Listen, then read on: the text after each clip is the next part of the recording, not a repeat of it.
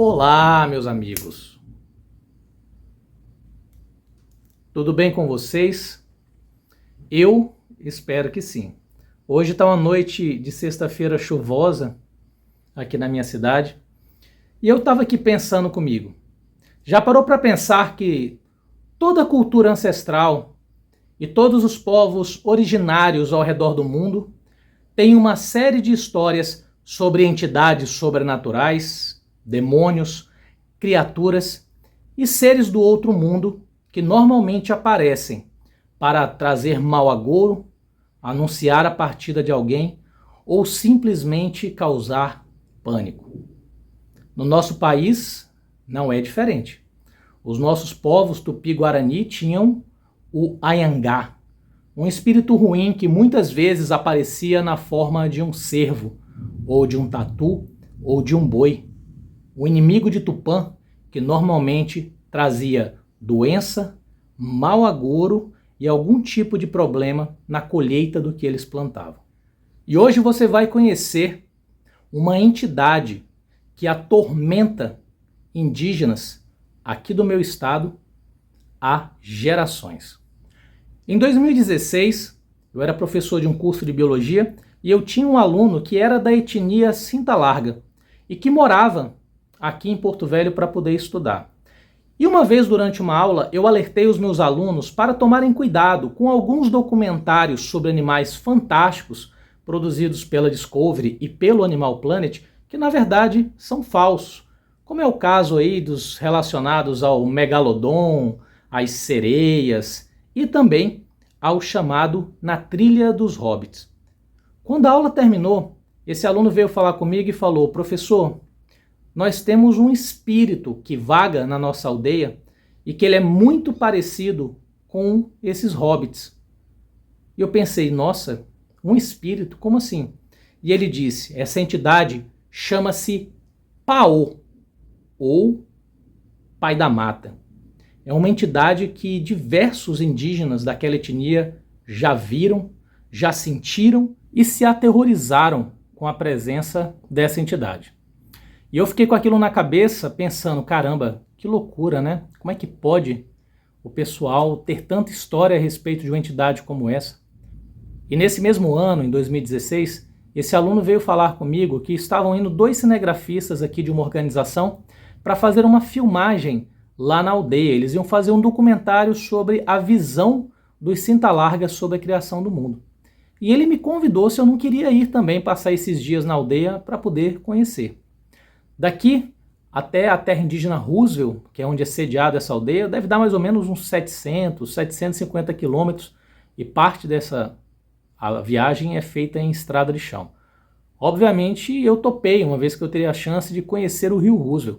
Inclusive, vou deixar linkado aqui o vídeo dessa aventura aí, se você ainda não viu.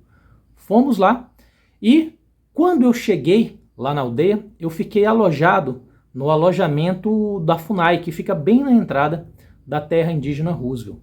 E lá eu tive a chance de escutar um pouquinho mais as histórias do Paô através de uma das lideranças que é pai desse meu aluno. E ele falou que o Paô ele pode se manifestar na forma de uma criatura coberta de pelos e com olhos vermelhos que adoece aquela pessoa que a vê. Ou muitas vezes faz com que essa pessoa passe a ter visões muito tempo depois do encontro. Ele mesmo me revelou que quando era criança ele já tinha visto um espírito desse Paô durante pescarias. Existe inclusive, na verdade, a personificação desse Paô também em ambiente aquático, que lá eles chamam de Paô da água, como se fosse um espírito que também ficasse dentro do rio.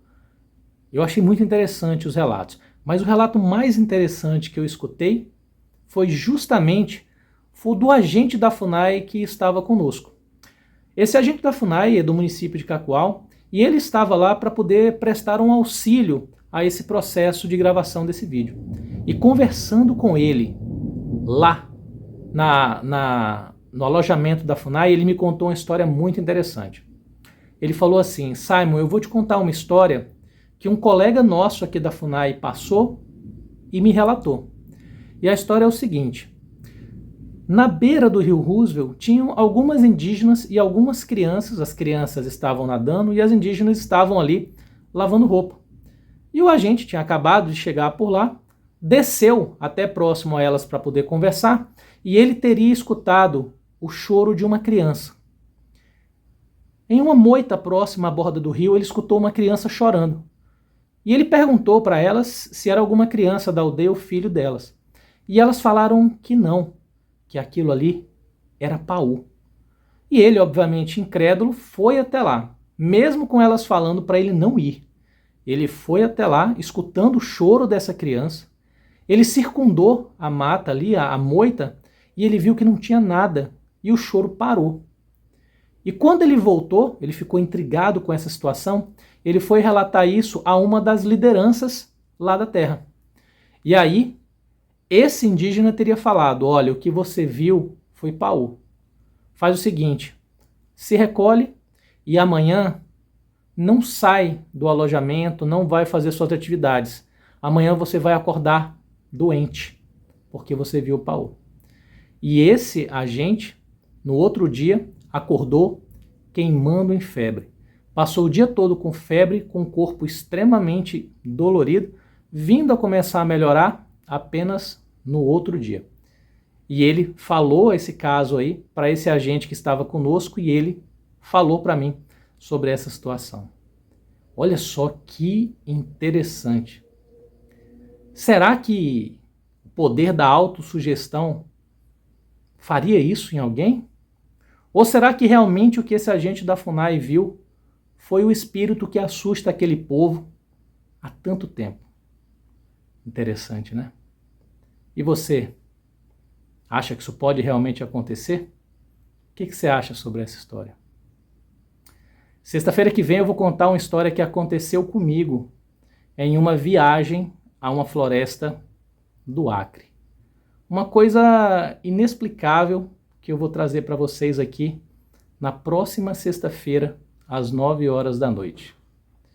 Espero que todos vocês fiquem bem e cuidado com o que vocês veem aí nas matas e nas florestas quando vocês estiverem andando, viu?